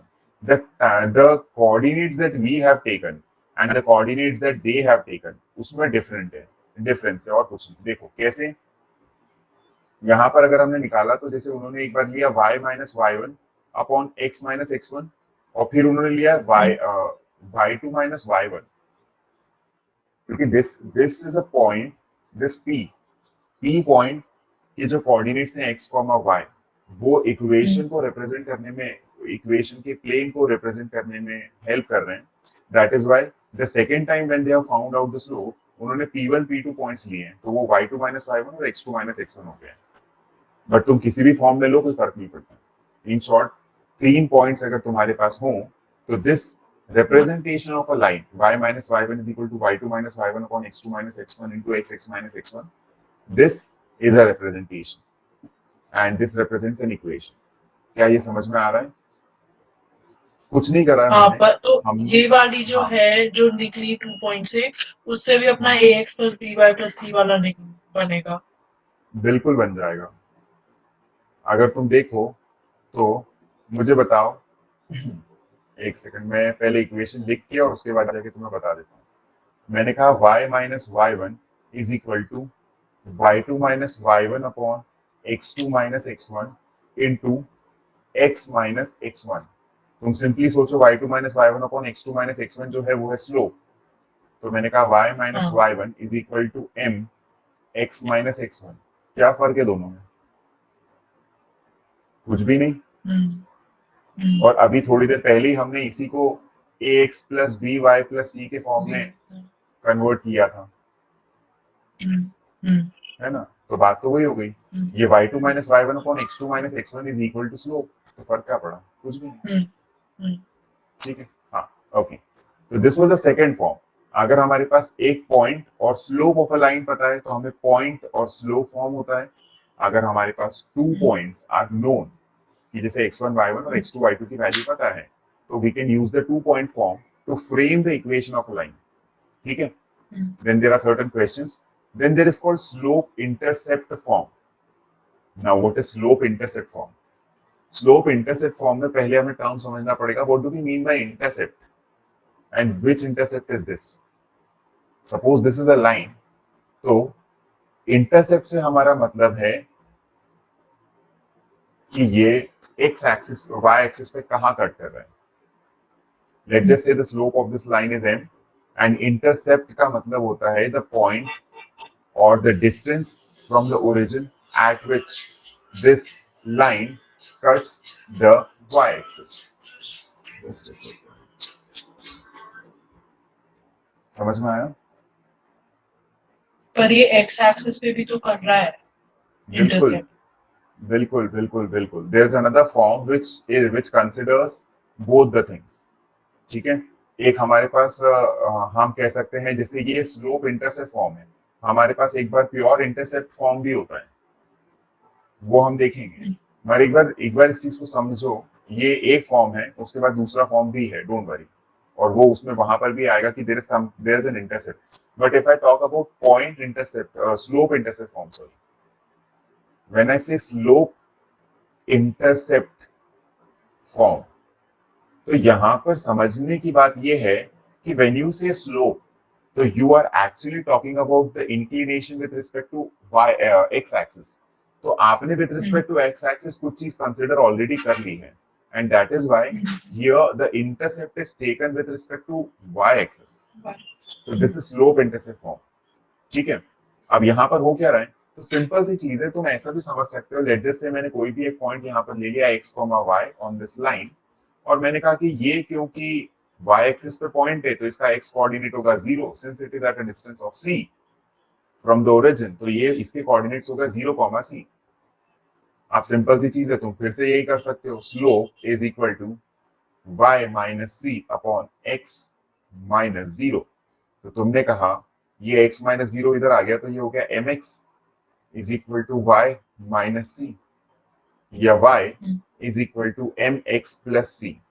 तो y is equal to mx plus c, तुमने, ये बहुत common representation of a line होता है, this is slope intercept form, तुमने देखा होगा, this is y is equal to mx plus c। ठीक है? और क्योंकि हम यहाँ पर देख ही रहे हैं, तो मैं काम करता हूँ कि मैं तुम्हें इसका counterpart ax plus B Y plus C से ये कैसे लाते हैं वो भी देख लो। ax plus B Y plus C is equal to 0 होता है, this represent the standard form. अब यहाँ पर तुम्हें समझ में आएगा कि जब ये लाइन होती है ना, ये स्टैंडर्ड लाइन होती है, तो इसमें स्लोप कैसे निकालते हैं, और ये constant the intercept with the positive direction of y axis कैसा होता है, तो देखो, या intercept with the x axis, positive नहीं भी है, तो मैंने कहा पहले तो मैंने कहा b Y is equal to minus a x minus c, y is equal to minus A upon b x minus c upon b, and now you can compare it with y is equal to mx plus c. तो यहाँ पर you will say कि m is equal to है minus a by b and constant c ये वाला ये है minus c upon B. क्या रिलेशन समझ में आया दोनों में? हाँ ठीक है। एंड क्योंकि मैंने यहाँ पर स्लोप का रिलेशन बता दिया है तो नेक्स्ट टाइम जब तुम 2 पॉइंट फॉर्म की बात करो तो तुम y2 minus y1 upon x2 minus x1 को माइनस a बाई बी ले सकते हो, है ना?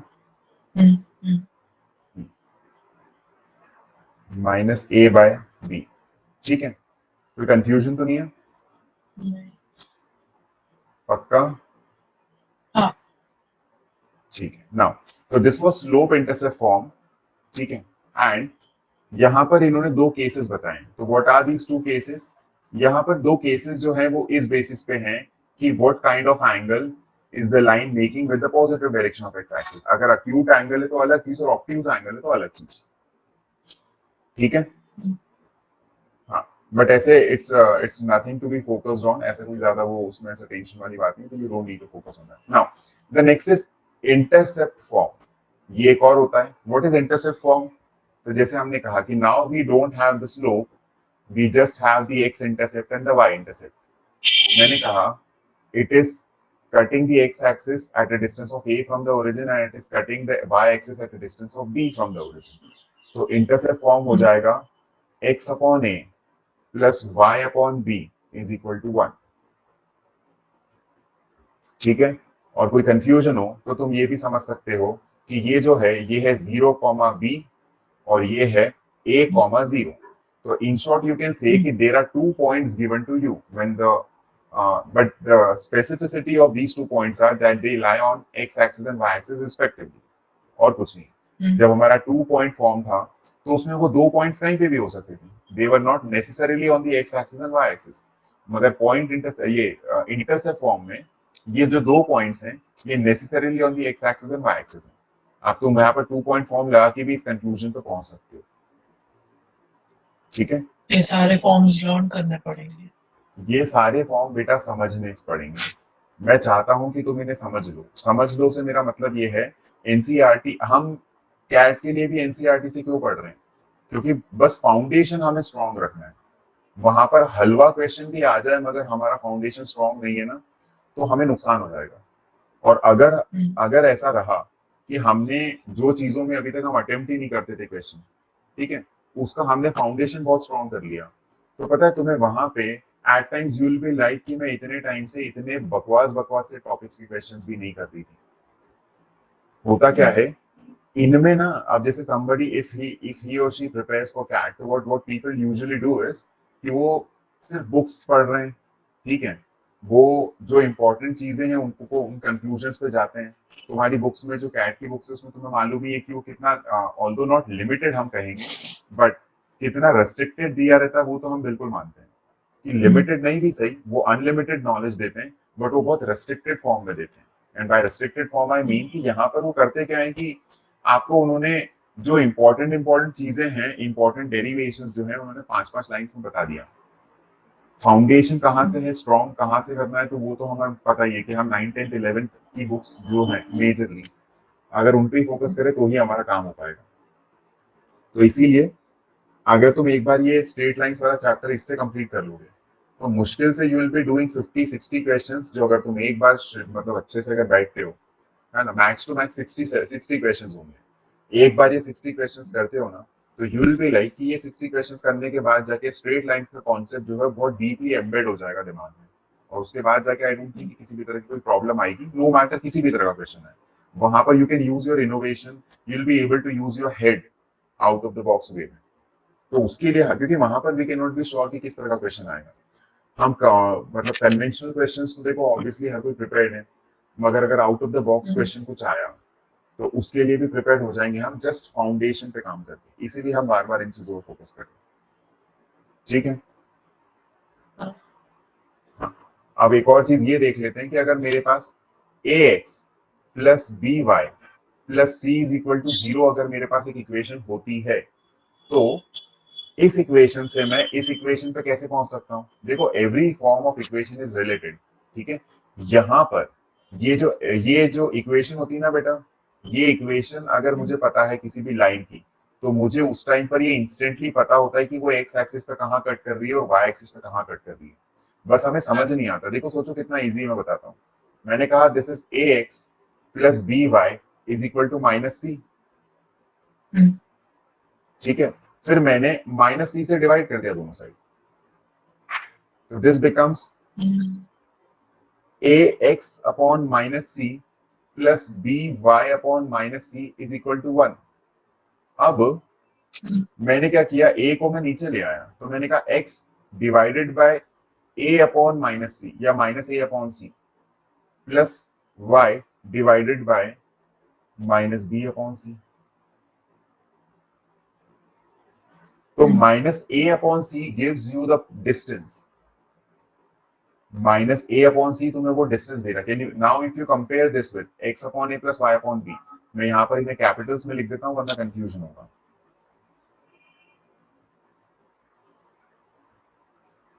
ठीक है, तो now I can say that a is equal to minus A upon C and b is equal to minus B upon C. तो अगर तुम्हारे पास ये इस तरह की इक्वेशन भी है, अगर सपोज तुम्हें लेट जस्ट से उन्होंने ax plus B Y plus C is equal to 0 ही दे दिया, ठीक है।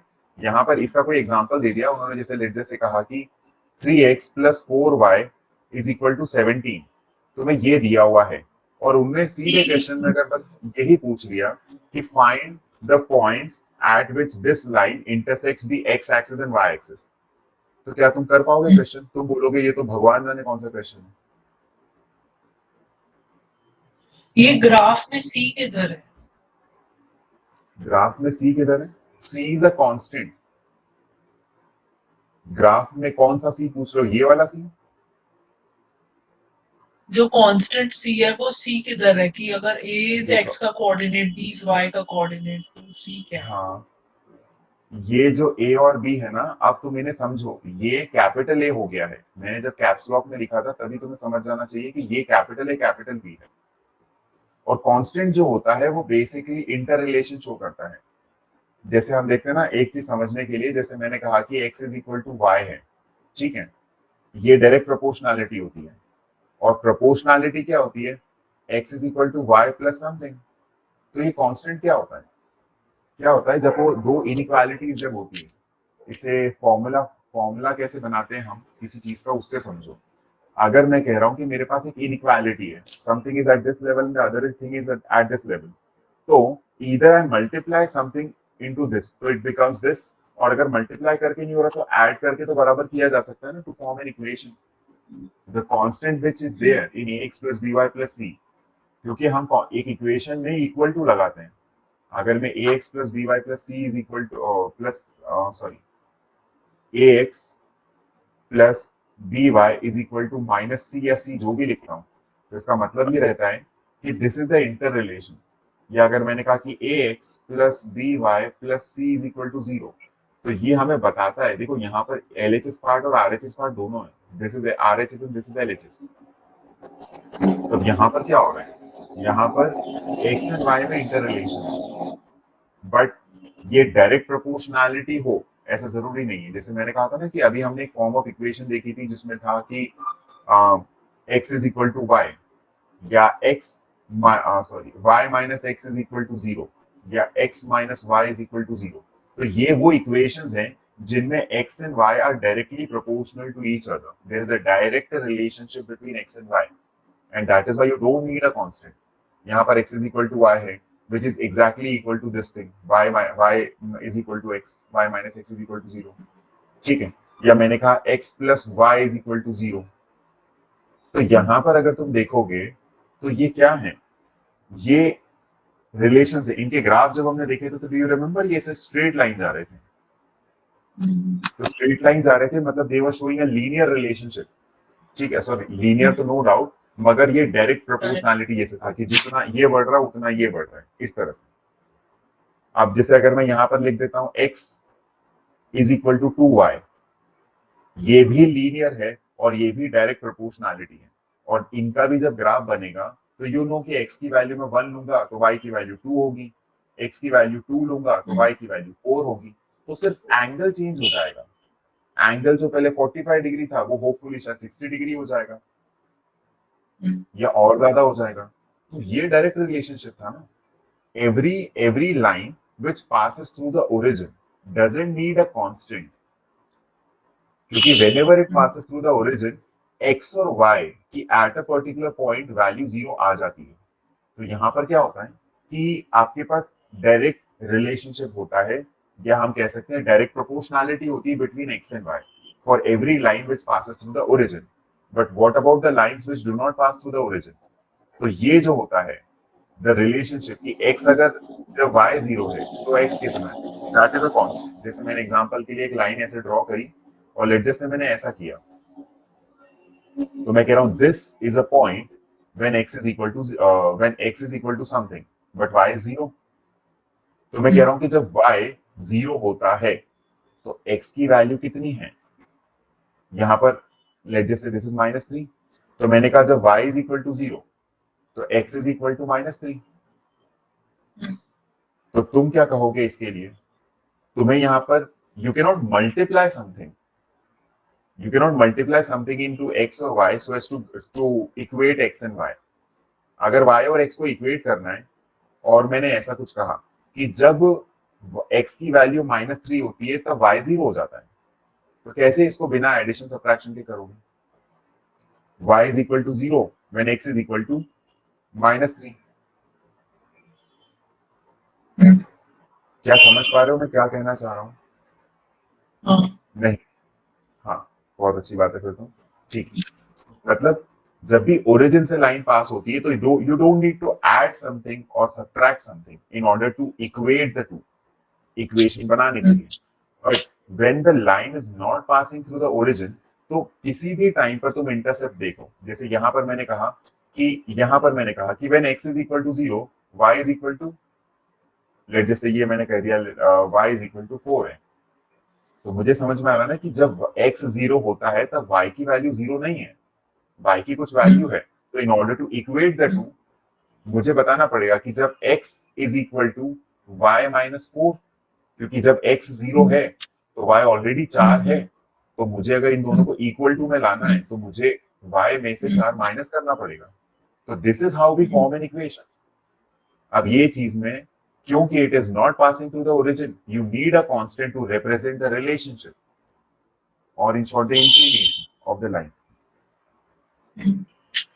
समझ में आया कुछ? हाँ, तो इसीलिए certain equations have constant and certain equations do not have a constant। बस ये चीज समझना कि when x is equal to something into y दिया हुआ है, ठीक है, x is equal to a y या y is equal to b a dx, ये बाई गई है। पता नहीं पेस्टिसाइड्स। अच्छा ठीक है, ओके। तो जब भी इस तरह का रिलेशन होता है ना, y is equal to bx, a is equal to by या कुछ भी ऐसा, this shows that the line is definitely passing through origin। But जब भी प्लस सी माइनस सी जैसा कुछ होता है, ax plus by plus c is equal to 0 and the constant c is not equal to 0, अगर ऐसा कुछ है तो इंटरसेप्ट कर रहा है। अच्छा, ओरिजिन से पास नहीं हो रहा है। तो अच्छा, जरूरी नहीं है ना कि इंटरसेप्ट कर रहा हूँ। बेटा इंटरसेप्ट तो कोई भी लाइन, अगर हम इन जनरल लाइन की बात करेंगे तो वो कहीं ना कहीं तो एक्स एक्सिस और वाई एक्सिस को इंटरसेक्ट करेगा ही सही ना।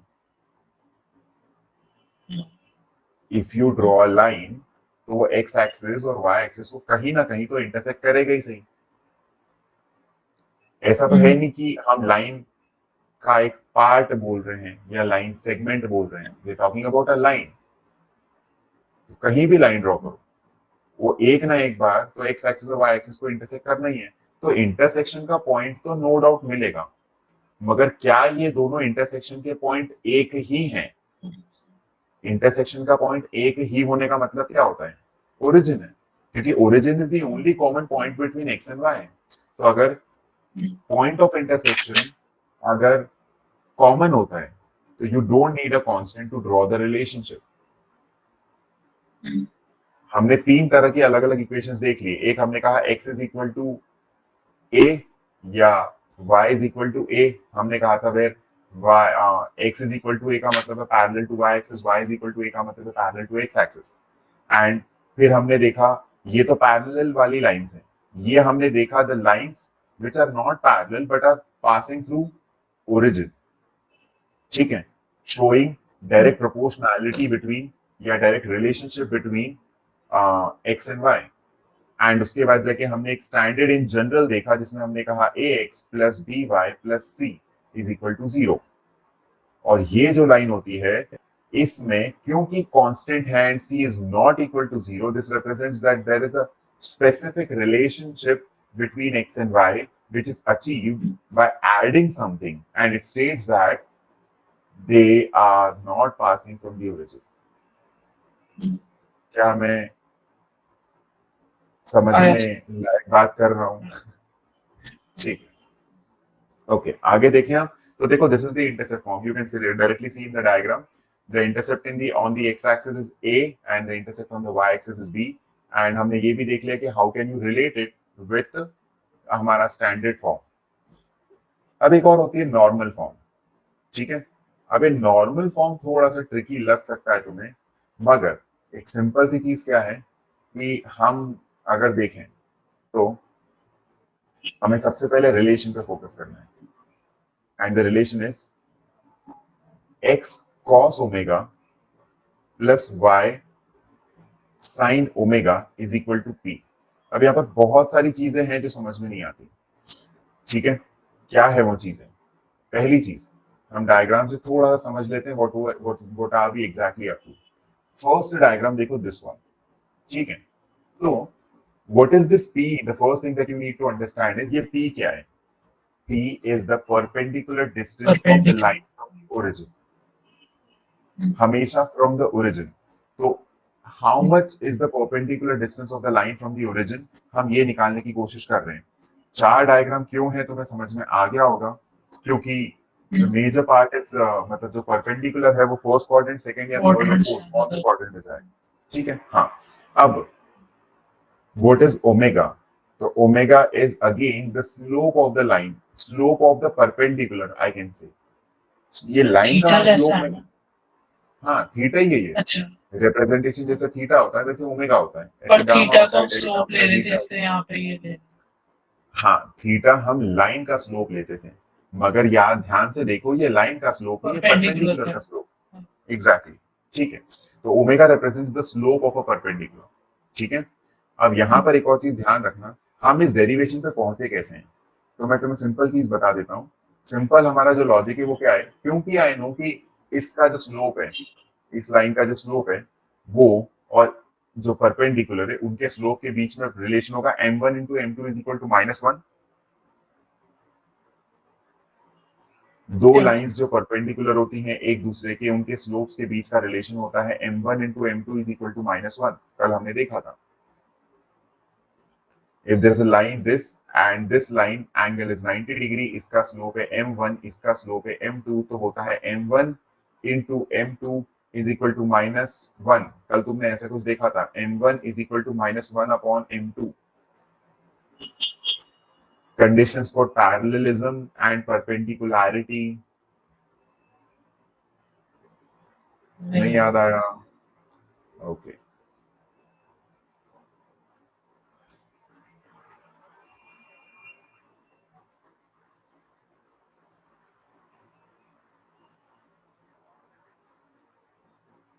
ये रहा डायग्राम देखो, two lines L1 and L2 perpendicular to each other, slope is parallel contact, exterior angle वगैरह। हाँ, आ गया याद? ठीक है। तो इस तरह से तो ये रिलेशन को लेकर और हमने जो इंटरसेप्ट्स हैं, है ना, एक्स एक्सिस और वाई एक्सिस पे लेके उसको लेकर हमने रिलेशनशिप ड्रॉ किया था इसमें, x cos omega plus y sine omega is equal to p, ठीक है। तो this is the relation and यहाँ पर I am not making you go through everything in detail कि ठीक है कोई दिक्कत नहीं है, अभी इतना समझ में आ जाएगा, सफिशिएंट है। And I think these are the only representations of lines, ठीक है। और यहाँ पर देखो उसकी जस्ट बाद तुम्हारे पास एक्सरसाइज आ गई है 10.2, ठीक है। तो what I want you to do is इस चीज को समझो क्या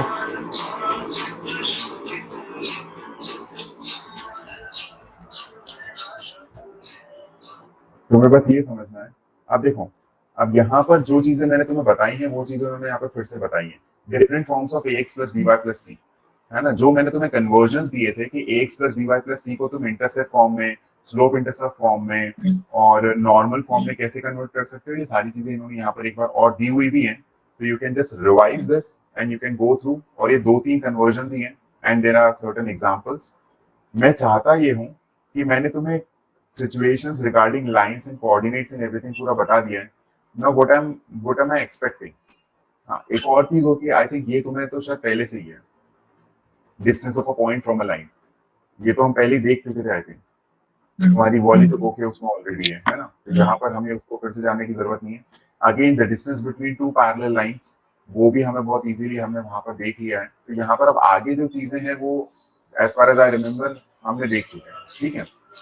अब करना क्या है ये चीज समझो। What I want you to do is कि तुम